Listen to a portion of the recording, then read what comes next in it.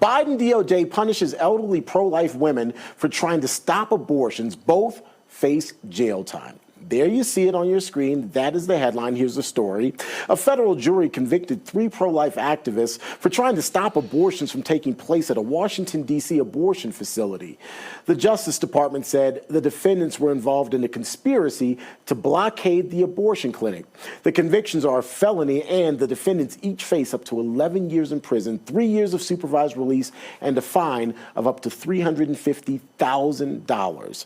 The U.S. District Court judge who presided over the trial ordered the defendants to be immediately detained as required by law, and sentencing will be scheduled at a later date. 2 of the women convicted are over 70 years old. Jean Marshall is 73, Joan Bell, 75 years old.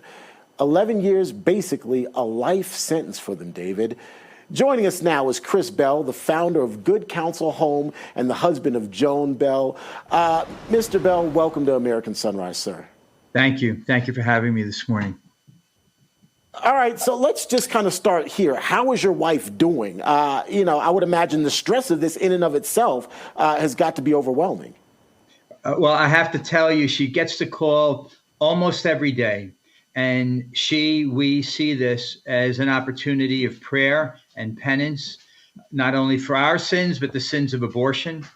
And we think it's certainly unfair that, as you were showing, her and her friends were sitting down peacefully, prayerfully, trying to stop very pregnant women.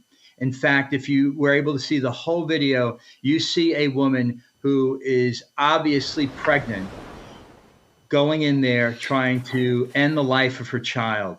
And that third-term abortionist has been working in D.C. for years, and he is caught on a undercover video by Live Action several years ago saying that if somehow a baby that he is trying to kill is born alive, because the mother whom he's talking to says, well, what if the baby comes out and is talking, is still breathing, is heart beating?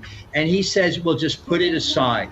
The worst thing this abortionist says is you could call the hospital where they'll intubate the baby and they'll try to save that baby. And he says, you don't want to do that. You don't want to do that. There's my wife being taken out in a wheelchair because she's passively resisting their efforts to remove her to try to prevent this abortionist from killing another child. And that's the gruesome truth in Washington.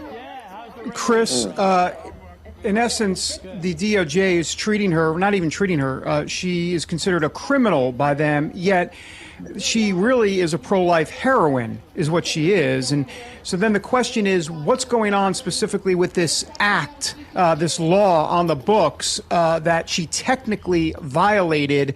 What do you make of that law that's on the books to begin with, just blocking the entrance to an abortion clinic?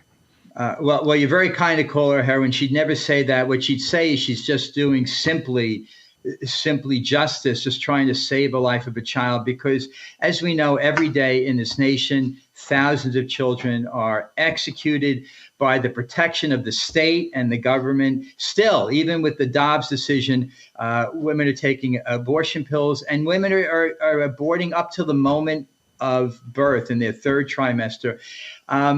The FACE Act, when it was enacted in the 1990s, was put there to stop all the peaceful, prayerful, nonviolent protests that were shutting down abortion mills across the country. As you may remember, Operation Rescue had tens of thousands of people, and a lot of them were grandmas, just like Joan is and Jean.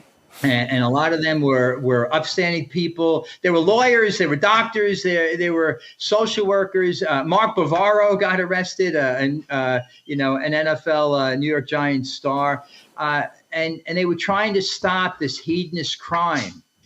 So the FACE Act should be repealed, and some congressmen have put it forward to repeal this horrible act. President Kennedy said, where peaceful, nonviolent protest is not allowed, then violence will ensue. And unfortunately, that is exactly what happened in the 90s. When FACE was enacted, then you started to see abortionists maimed and wounded and killed. And I don't want to see that. Joan doesn't want to see that. But we do want to see the killing of innocent children stop. And women in their third trimester not allowed to take the life of their very viable child.